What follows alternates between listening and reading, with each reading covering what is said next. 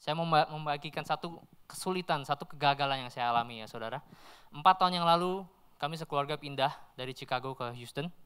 Sebetulnya terus terang sebelumnya kami tidak pernah ada rencana untuk pindah ke Houston dan tidak pernah terpikir untuk pindah ke Houston gitu. Pada saat itu saya sedang menyelesaikan MBA saya dan rencana kami adalah untuk pindah ke Indonesia. Dan waktu itu saya punya visi yang jelas sekali. Saya punya pemikiran rencana-rencana yang jelas gitu sampai 5 tahun, 10 tahun yang ke depan gitu ya. Saya merasa sangat confident sama ability saya, sama pendidikan saya gitu, sama skill saya sangat-sangat confident at that time. Dan saya bisa melihat ada beberapa opportunity di Jakarta yang bagus gitu. Yang dimana income-nya itu mungkin bisa melebihi apa yang saya bisa dapatkan di sini gitu. Saya punya banyak sekali rencana yang sudah jelas, wah semuanya udah kita doakan. Semuanya kita udah rencanakan, udah sip lah gitu. Saya udah prepare semuanya, saya udah latihan, saya udah network segala macam, udah siap semua. Dan juga dalam segi pelayanan saya udah punya gambaran yang begitu bagus gitu ya. Wah, kalau saya pulang saya bisa melayani di sini, di sini, di sini, di sini. Mungkin saya bisa bikin album rohani seperti Rudy gitu ya. Jadi saya punya banyak hal, banyak rencana gitu. Tapi Tuhan berkehendak lain. Tuhan tutup jalannya. Ada 2 orang teman saya yang saat itu mereka juga mengejar hal yang sama dan mereka berhasil. Gitu. Cuma saya yang nggak berhasil, saudara. Dan di sini saya sangat terpukul gitu. Boleh dibilang 4 tahun, 5 tahun yang lalu itu saya merasa terpukul. Karena buat saya itu bukan cuma saya kehilangan satu pekerjaan atau opportunity. Buat saya itu adalah saya kehilangan visi. Visi saya mati gitu ya. Rencana-rencana saya mati gitu. Dan Tuhan, saya percaya kegagalan yang saya alami, Tuhan bisa memakai untuk kemuliaan nama Tuhan. Dan Tuhan akan bisa memakai untuk menjadi berkat buat kami juga sekeluarga gitu ya saudara. Dan saya tidak malu untuk share ini kepada kita semua. Jadi, dan saya bisa belajar. Satu maksud Tuhan untuk membuat saya gagal adalah to humble me. Gitu, untuk merendahkan hati saya. Dan saya percaya kalau saya rendah hati, ada waktunya Tuhan akan meninggikan orang yang rendah hati. Amin saudara. Maksud yang kedua dari kegagalan kita adalah Tuhan mau supaya kita mendekatkan diri kita kepada Tuhan. Di Yesaya 19 ayat 22 dikatakan begini bahwa Tuhan akan menghajar bangsa Mesir. Dia akan menghajar bangsa Mesir, tapi sesudahnya Ia akan menyembuhkan mereka. Dalam bahasa Inggris dikatakan bahwa God is striking but healing at the same time. Tuhan gak cuma menghajar, cuma menghajar doang gitu ya, tapi ada satu maksud untuk memulihkan, untuk menyembuhkan. Karena mereka akan berbalik kepada Tuhan dan Ia akan mendengarkan doa mereka serta memberi kesembuhan. Tuhan mau dalam kegagalan kita mendekatkan diri kepada Tuhan. Kalau kita mengalami kegagalan, itu adalah satu kesempatan untuk kita bisa dibangun dalam hal karakter kita, dalam hal kerohanian kita. Satu kesempatan di mana kita bisa belajar mengenai motivasi kita misalnya. Banyak orang yang harga dirinya dan jati dirinya itu ditentukan pada keberhasilan karir mereka, atau harta mereka, atau status mereka. Jadi saya merasa diri saya ini berharga karena saya berhasil dalam pekerjaan saya. Saya merasa diri saya ini berharga karena saya punya rumah besar atau punya mobil mewah gitu. Ataupun bahkan anak-anak saya berhasil dan baik-baik. Karena itu saya merasa diri saya berharga gitu. Dan orang yang seperti ini, kalau pekerjaan mereka mengalami krisis atau bisnis mereka mengalami krisis, mereka akan sangat terpukul. Karena jati diri mereka tiba-tiba hancur. Harga diri mereka tiba-tiba hancur, ya saudara.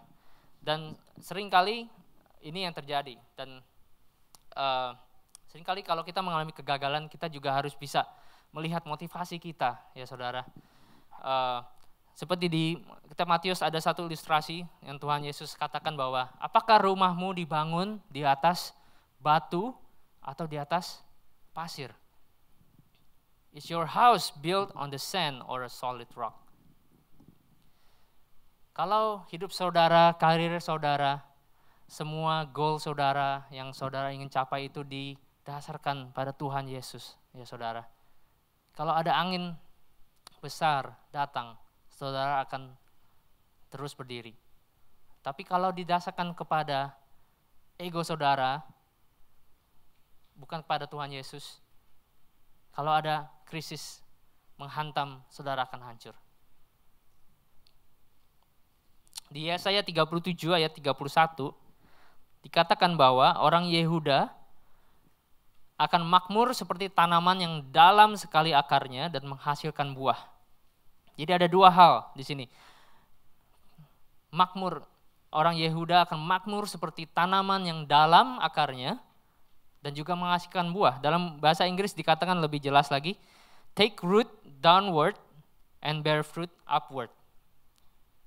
Jadi nggak cuma menghasilkan buah yang kita bisa lihat di atas, tapi juga berakar yang dalam, ya saudara. Seringkali yang kita cari-cari itu cuma buahnya doang yang kelihatan di atas, tapi kita nggak mau lihat yang di bawah. Kita nggak perhatikan akarnya gitu ya. Padahal kalau orang-orang yang mungkin saudara yang senang berkebun gitu, mungkin seperti Brother Robin gitu sedang berkebun, tahu gitu bahwa tanaman yang sehat, tanaman yang kuat itu akarnya harus dalam, saudara. Dan kadang Tuhan membawa kita kepada satu kegagalan karena supaya akar kita bisa lebih dalam lagi. Nggak cuma di atas doang gitu ya, seperti toge gitu ya. Tapi kita bisa menjadi seperti satu pohon yang besar yang di atas kelihatan tapi di bawah lebih dalam lagi gitu. Yang nggak kelihatan bahkan bisa dalam lagi gitu ya. Jadi saudara, kalau mengalami satu kegagalan, saudara berteriak kepada Tuhan, saudara berdoa kepada Tuhan. Seperti di Mazmur 139 ayat 23 dikatakan, selidikilah aku ya Allah, selamilah hatiku, ujilah aku, ketahuilah pikiranku. Lihatlah apakah ada kejahatan dalam diriku, dan bimbinglah aku di jalan yang kekal. Ini adalah satu kesempatan buat saudara untuk dibangun karakter saudara. Untuk menjadi tahan banting, untuk menjadi mature di dalam Tuhan. Dan sekali lagi, kesulitan saudara bukan satu musuh, tapi adalah satu blessing, satu batu lompatan. Amin saudara. Kemudian satu lagi purpose daripada Tuhan dalam kegagalan adalah untuk menunjukkan kasih-Nya dan kuasa-Nya. Saya akan bacakan dengan cepat saja dari Yesaya 44 ayat 21. Tuhan berkata, ingatlah semuanya ini, hai Israel, sebab engkaulah hambaku. Aku membentuk engkau, dan engkau hambaku Israel. Aku tak akan lupa padamu. Walaupun pada saat itu Tuhan menghajar Israel. Tuhan menghajar Israel, memakai bangsa Assyria untuk menghajar Israel gitu ya. Tuhan tetap berkata gitu, ingat engkau hambaku Israel. Aku ini yang menciptakan engkau, aku yang membentuk engkau. Engkau hambaku, engkau kepunyaanku, dan aku tidak akan lupa padamu.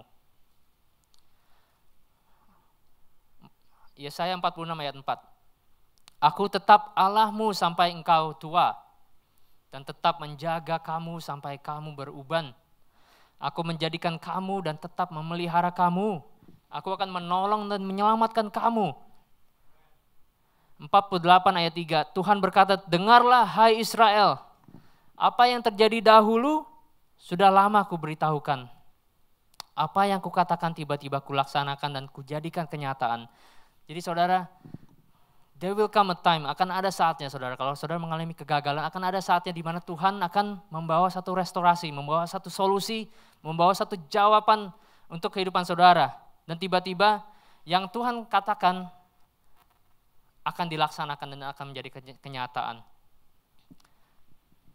Itulah kuasa Tuhan saudara, yang Tuhan akan nyatakan. Ya, saudara, lewat kegagalan saudara. Mungkin kalau satu pintu tertutup, pintu yang saudara mau buka, begitu saudara coba begitu keras untuk buka, tapi tetap tertutup. Mungkin Tuhan punya pikiran yang lain. Mungkin nanti suatu hari kau akan melihat satu pintu yang lain akan dibukakan.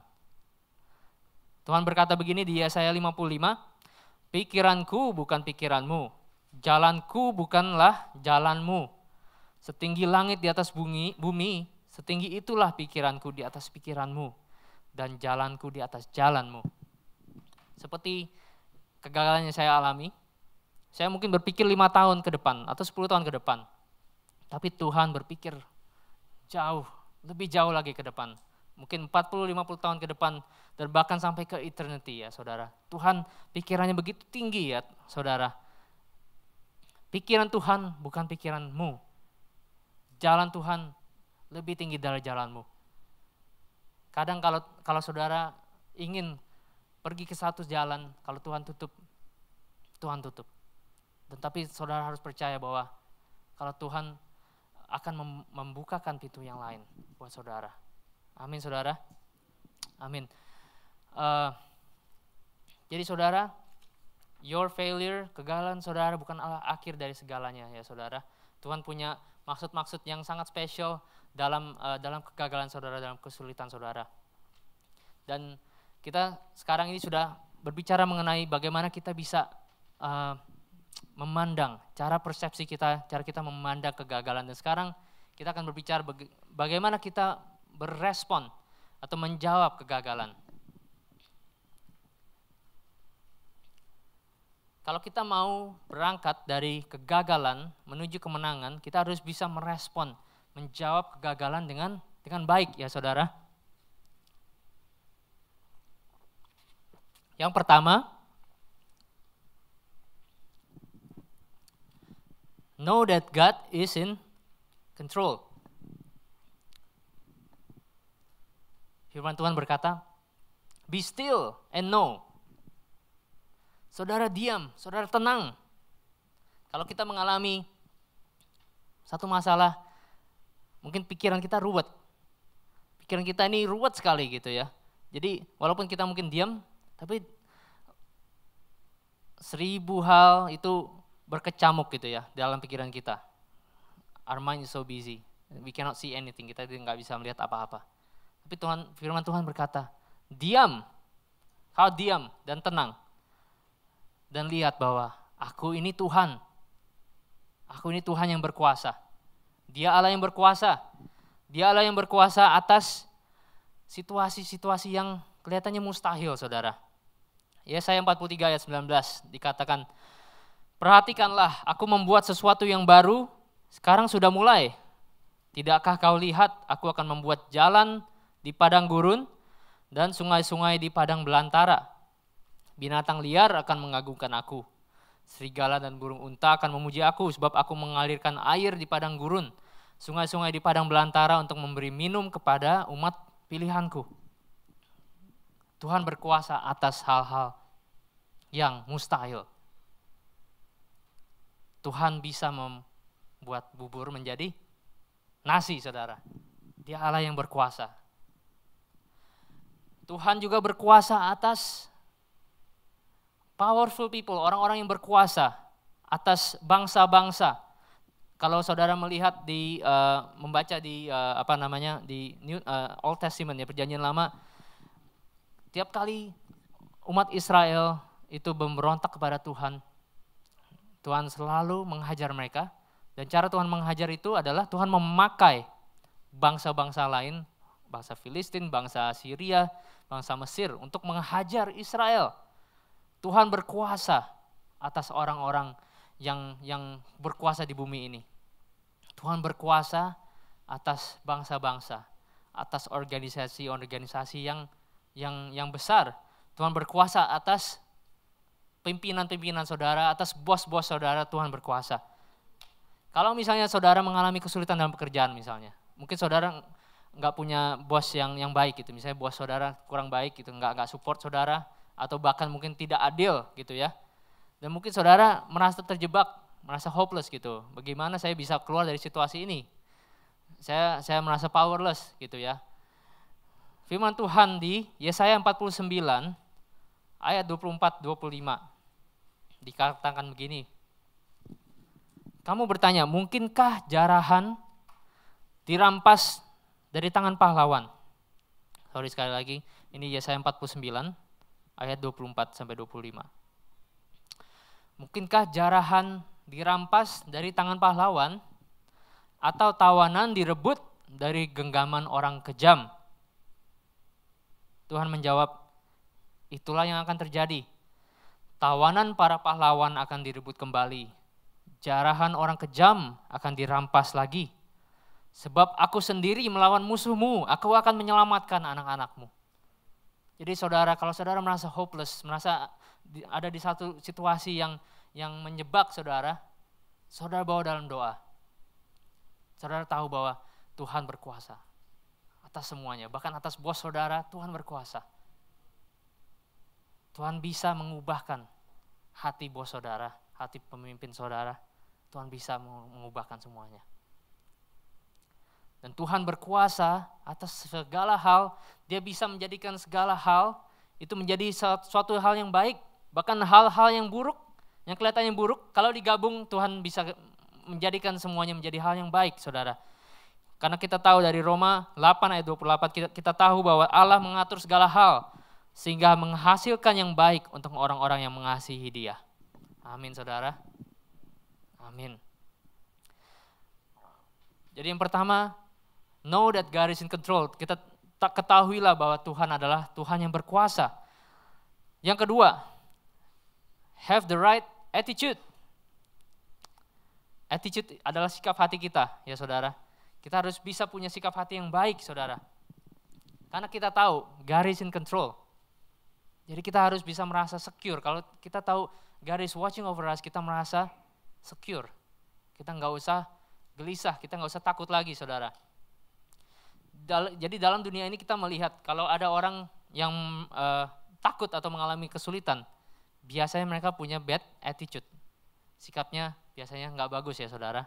Karena mereka merasa hopeless gitu. Mulai kalau dalam pekerjaan mereka mulai datangnya ke kantor telat, disuruh kerja ini nggak mau gitu ya. Kerjanya kalau mau juga asal-asalan gitu. Jadi bad attitude. Dunia mengajarkan kalau saudara mengalami kesulitan, take control of your situation. Itu yang dunia ajarkan saudara. Betul nggak saudara? Jangan pernah dikontrol oleh situasi, tapi take control. You have to take control of your situation. But God has something even better. Tuhan punya satu yang lebih baik lagi. Kau tidak usah take control. Karena Tuhan is in control. Amin, saudara. Tuhan berkuasa, saudara. Tuhan berkuasa. Tuhan berkuasa, tidak ada yang satu hal pun yang engkau alami yang di luar dari pengawasan Tuhan. Tuhan begitu mengasihi kita semua, saudara. Kalau satu helai rambut pun helai rambut yang kita jatuh, Tuhan tahu, Tuhan hitung. Kalau saudara mengalami hal-hal yang sulit, Tuhan mengetahui. Semuanya nggak ada di luar pengawasan Tuhan. Amin, saudara. Jadi karena itu kita harus merasa secure, kita bisa merasa secure karena Tuhan mengasihi kita dan Tuhan mengawasi kita. Dan karena itu kita harus bisa menunjukkan satu sikap hati, satu attitude yang baik. Ada satu pepatah yang berkata begini, no matter what happens to you, what matters is what happens in you. Jadi apapun yang terjadi di atasmu, yang lebih penting lagi adalah yang terjadi di dalammu. Sikap kita lebih penting daripada situasi atau masalah yang menimpa kita. Ya, attitude kita, our attitude is more important than our circumstances. Kalau kita mengalami kesulitan, attitude apa yang kita harus tunjukkan, saudara? Mari saya mau ajak kita untuk membuka dari Galatia 5 ayat 22 sampai 23. Galatia 5 ayat 22 sampai 23.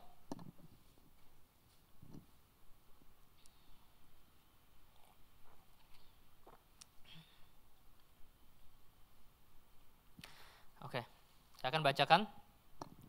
Tetapi buah roh ialah kasih, sukacita, damai sejahtera, kesabaran, kemurahan, kebaikan, kesetiaan, kelemah lembutan, penguasaan diri. Tidak ada hukum yang menentang hal-hal itu. Seringkali kita melewatkan kalimat yang terakhir ini, saudara. Tapi hari ini saya mau emphasize, kalimat yang terakhir ini berkata, tidak ada hukum yang menentang hal-hal itu. Jadi saudara, kalaupun misalnya saudara, misalnya your boss saudara tidak suka sama saudara. Kalau saudara melakukan hal-hal ini, kasih, sukacita, menunjukkan damai, sabar, murah hati, kebaikan, kesetiaan, lemah lembut, penguasaan diri, nggak ada yang bisa menyalahkan saudara. Kalau mungkin saudara kadang argue dengan istri atau suami saudara, kalau saudara menunjukkan ini, kasih, sukacita, damai sejahtera, nggak ada yang bisa menyalahkan saudara. Kalau Anda bersukacita, saudara merasa damai, saudara menunjukkan kasih saudara, nggak ada yang bisa menyalahkan saudara. Dan inilah attitude yang Tuhan mau kita tunjukkan dalam kesulitan, dalam kegagalan kita. Amin saudara. Oke, yang berikutnya adalah forgive and forget. Kadang saudara kalau kita mengalami suatu kegagalan, kita nggak bisa melupakan ya saudara. Kalau kita nggak bisa melupakan, akhirnya kita itu menjadi satu racun dalam hidup kita. Bukan menjadi satu blessing, tapi menjadi musuh kita gitu. Kalau kita karena kegagalan kita mulai membanding-bandingkan hidup kita dengan orang lain misalnya. Mencari alasan yang kadang dibuat-buat, atau bahkan menutup diri, menyesali diri, atau mungkin ada yang pahit, merasa kepahitan, mungkin kepahitan dengan orang tua, atau dengan teman, atau dengan Tuhan bahkan. Saudara, you have to learn to forget. Harus bisa melupakan, harus bisa move on ya saudara.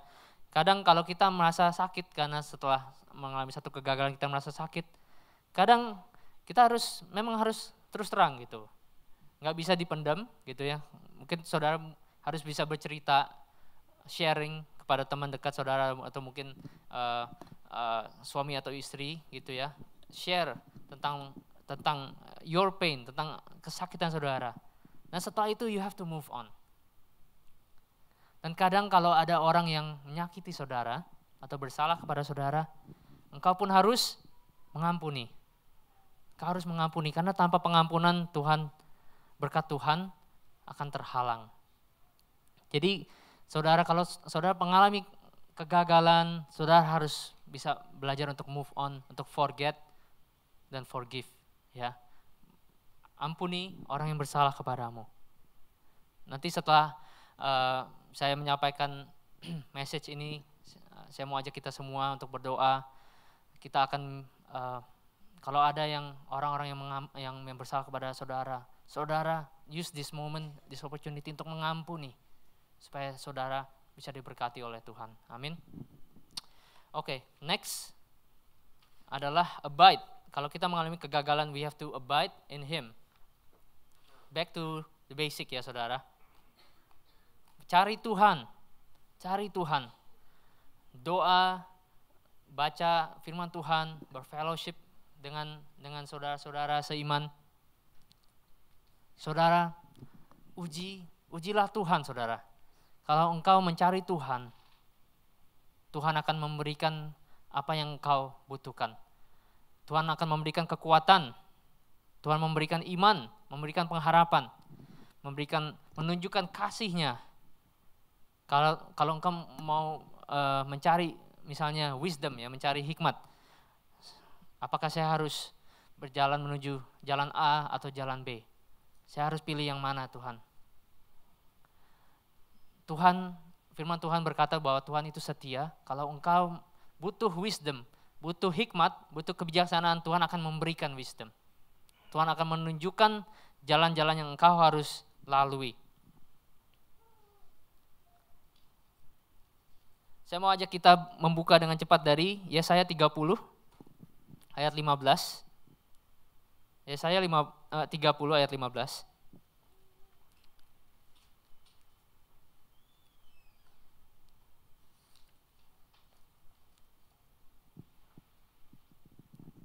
Tuhan yang Maha Tinggi, Allah Kudus Israel berkata kepada umatnya, bertobatlah dan tetaplah tenang, maka kamu akan kuselamatkan.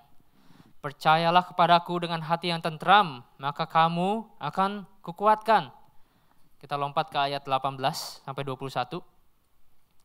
Tuhan menanti-nantikan saatnya untuk menunjukkan belas kasihannya kepadamu. Ia siap sedia untuk mengasihani kamu. Sebab Tuhan adalah Allah yang melakukan apa yang tepat. Berbahagialah orang yang berharap kepadanya. Hai kamu yang tinggal di Yerusalem, kamu tidak akan terus menangis. Tuhan berbelas kasihan dan segera menjawab kamu bila kamu berseru minta tolong kepadanya. Tuhan memberi kamu masa pencobaan yang berat untuk mengajar kamu. Tapi sekarang ia sendiri mendampingi kamu sehingga kamu mengalami kehadirannya. Bila kamu menyimpang dari jalan, di belakangmu akan terdengar suaranya yang berkata, inilah jalannya, ikutilah jalan ini. Jadi saudara, cari Tuhan, tunggu saatnya Tuhan, dan terus berharap kepada Tuhan saudara. Ada satu lagu yang saya sangat suka dan saya sering nyanyi sama anak-anak saya juga. Ini lagunya ini sebenarnya diambil dari Yesaya 40 ayat 28 sampai 31, nanti saudara bisa baca sendiri. Lagu ini berkata begini.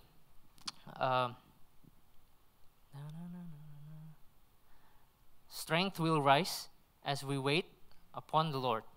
As we wait upon the Lord. Saudara, kekuatanmu akan bangkit kalau engkau menunggu-nunggu Tuhan. Menunggu saatnya Tuhan. Menunggu di dalam Tuhan. Berharap di dalam Tuhan. Kekuatanmu akan bangkit. Karena Tuhan kita adalah Tuhan yang menciptakan seluruh bumi. Dia tidak pernah menjadi lelah atau lesu. Pikirannya tak dapat diselami. Lagu ini berkata, strength will rise as we wait upon the Lord. As we wait upon the Lord. Because our God is an everlasting God. Amin.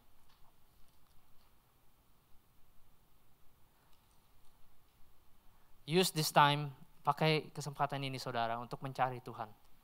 Untuk berdiam di bawah naungan Tuhan saudara. Yang kemudian, learn and act. Yang saya maksud adalah pakai kesempatan ini, kegagalan ini untuk menjadi satu pelajaran. Apa yang mungkin saudara bisa lakukan lebih baik lagi di kemudian hari. Sambil berpikir, saudara bisa berdoa biar Tuhan membukakan pelajaran-pelajaran buat kehidupan saudara, buat pertumbuhan saudara.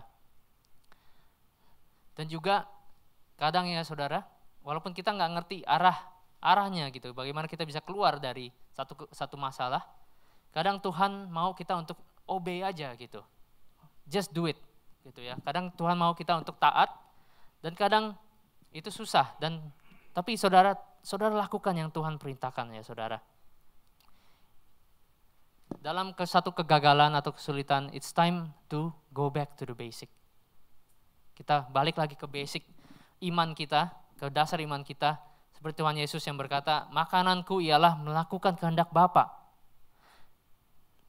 Kadang kalau saya nggak ngerti jalan keluarnya, saya bertanya kepada Tuhan, Tuhan apa yang kau mau saya lakukan? Ada satu ayat yang menjadi satu rema dalam hidup saya, menjadi satu berkat dalam hidup saya. Dari Mazmur 37 ayat 3 sampai 7. Mazmur 37 ayat 3 sampai 7. Dikatakan begini, percayalah kepada Tuhan, lakukanlah yang baik, diamlah di negeri itu, dan berlakulah setia. Percaya. Dalam bahasa Inggrisnya juga bagus, dikatakan bahwa trust in the Lord, do good, and dwell in the land. Jadi kadang saudara, kalau saudara mengalami kesulitan, mungkin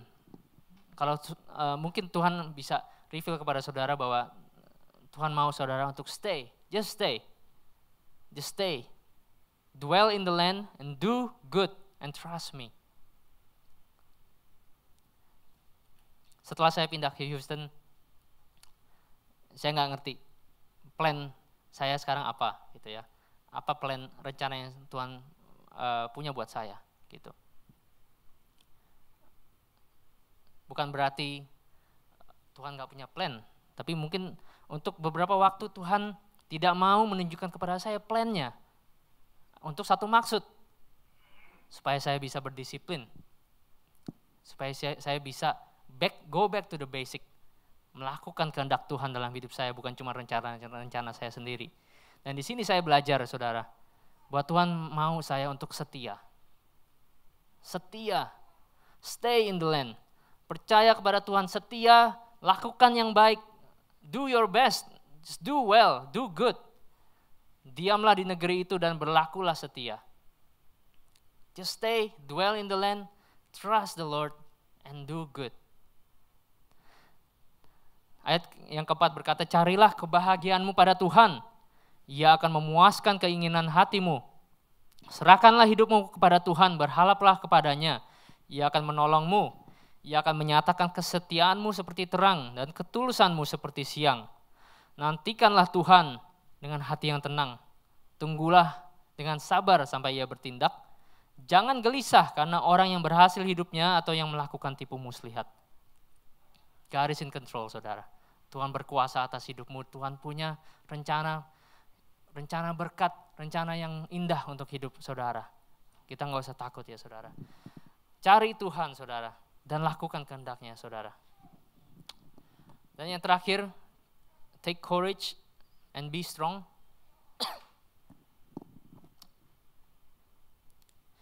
Kalau ada saatnya di mana kita harus berdiam, ketahui bahwa Tuhan berkuasa. Ada saatnya di mana kita harus introspeksi atau mencari Tuhan. Ada saatnya di mana kita harus taat aja sama Tuhan.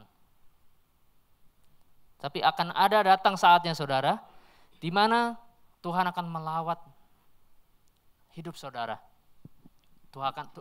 Doa-doa yang saudara angkat selama ini Tuhan akan jawab. Akan ada saatnya, akan datang saatnya. Yesaya 57 ayat 14 dikatakan begini. Yesaya 57 ayat 14 sampai 16. Ada yang berkata, buatlah dan siapkanlah jalan bagi umatku, singkirkanlah segala rintangan. Akan ada saatnya, saudara, Tuhan akan berkata begitu kepada hidupmu. Singkirkanlah segala rintangan, karena Tuhan akan membuat hal-hal yang baru, akan memberikan berkat-berkat yang baru untuk kehidupanmu. Akan ada saatnya Tuhan merestorasi kehidupanmu, menjawab doa-doamu. Buatlah dan siapkanlah jalan bagi umatku, singkirkanlah segala rintangan. Sebab beginilah kata Allah yang maha tinggi dan kudus, yang berkuasa untuk selama-lamanya. Aku tinggal di tempat yang tinggi dan suci, tapi juga di antara orang-orang yang rendah hati dan yang menyesali dosa-dosanya, untuk memulihkan semangat dan harapan mereka.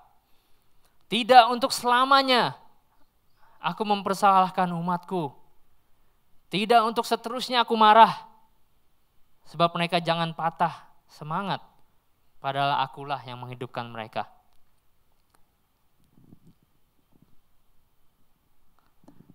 Pemulihan Tuhan akan datang, saudara. Mungkin sekarang kelihatannya lama ya, saudara. Tapi Tuhan akan memulihkan hidup saudara. Kalau engkau mencari Tuhan, engkau sudah belajar pelajaran-pelajaran lessons yang Tuhan mau kamu pelajarin, Tuhan akan memulihkan saudara.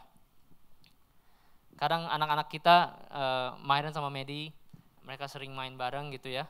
Nah, ada satu hari, Myron masuk ke dalam satu kloset. Terus Medi tutup pintu klosetnya. Dan jadi dalam kloset itu gelap sekali gitu kan. Terus Myron langsung nangis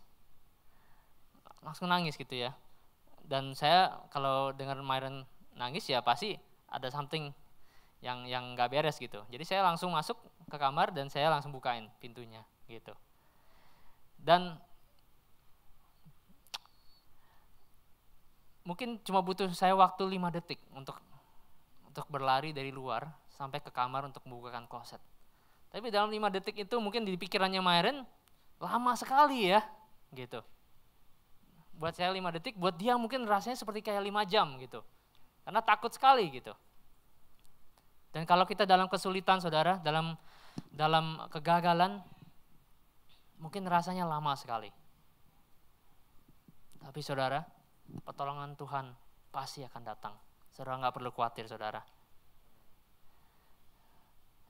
Satu ilustrasi lagi dari kehidupan Jeremy Lin, seorang pemain basket yang terkenal ya, sekarang baru masuk ke Houston Rockets, Go Rockets. Kehidupan Jeremy Lin menjadi satu inspirasi buat banyak orang, karena dia sebagai seorang pemain dia sering sekali gagal gitu ya. Jadi waktu lulus dari college mau masuk NBA, dia nggak ada yang mau gitu. Dia nggak drafted gitu ya. So he's undrafted. Jadi nggak ada tim satupun yang mau sama dia gitu. Jadi nggak ada yang mau sama dia, nggak ada yang tertarik sama dia. Kemudian akhirnya dia dites Summer League, dia main, terus performance-nya bagus, akhirnya dikasih kontrak sama Golden State Warriors kan. Tapi setelah 1 tahun dia dipecat, di waive sama Golden State Warriors. Kemudian dia di-hire sama Houston Rockets setahun yang lalu. Tapi belum 2 minggu di-hire sama Houston Rockets, dia dipecat lagi sama Houston Rockets. Bayangin saudara, dipecat 2 kali. Kemudian dia dapat kontrak lagi dari New York, ya kan? Dan di New York Knicks, dia jarang sekali main, dia jadi cadangan gitu ya. Dan jadi dia mengalami banyak sekali kegagalan. Tapi he keeps trying, dia selalu mencoba, terus training, terus untuk membuat dirinya itu baik gitu ya. Jadi sekali lagi kita bisa belajar banyak sekali hal dari atlet-atlet gitu ya, atlet-atlet yang bagus gitu. Dan dia tidak pernah menyerah. Dan pada suatu hari pemain utama dari New York Knicks ya, Baron Davis, point guard utama mereka, cedera. Dan 2 orang pemain utamanya lagi, Carmelo dan Mary Stoudemire, mereka juga out gitu ya. Ada yang cedera, ada yang out karena Mary Stoudemire kalau nggak salah kakaknya meninggal gitu. Jadi mau nggak mau coachnya itu harus pakai semua pemain-pemain cadangan, dipakai semua. Dan disitulah saatnya Tuhan melawat karirnya dia. Saya percaya saudara, he is ready, and when the time comes, he is ready. Saudara, kalau Tuhan melawat saudara, you better be ready. Kalau Tuhan membuat satu opportunity, membuka satu pintu buat saudara, you have to be ready. Jangan saudara sekarang, saudara mungkin discourage, saudara menundukkan kepala saudara, nanti kalau opportunity-nya comes, mungkin saudara ada yang mencari pekerjaan, mungkin susah untuk mencari pekerjaan, mungkin getting discouraged. Jadi udah interview 3-4 kali nggak ada hasil apa-apa, terus dapat interview lagi sekali lagi, ya udahlah saya jalanin aja, gitu. Saudara, when the opportunity comes, you better be ready. Give it your best, better be ready. Waktu Tuhan merestorasi, memberikan satu opportunity, kesempatan buat saudara, engkau harus berani, engkau harus take courage, dan harus kuat seperti Jeremy Lin. Kalau opportunity datang untuk dia main, akhirnya dia betul-betul dia ready, dan dia langsung mencuat gitu ya. Dan dia performance dia bagus sekali waktu itu, dalam waktu 12-13 game timnya menang terus, dan bahkan performance dia bahkan lebih bagus daripada pemain-pemain utama tim itu gitu waktu itu. Jadi when the opportunity comes, you have to be ready, You have to be courageous, harus berani dan harus kuat saudara. Amin saudara.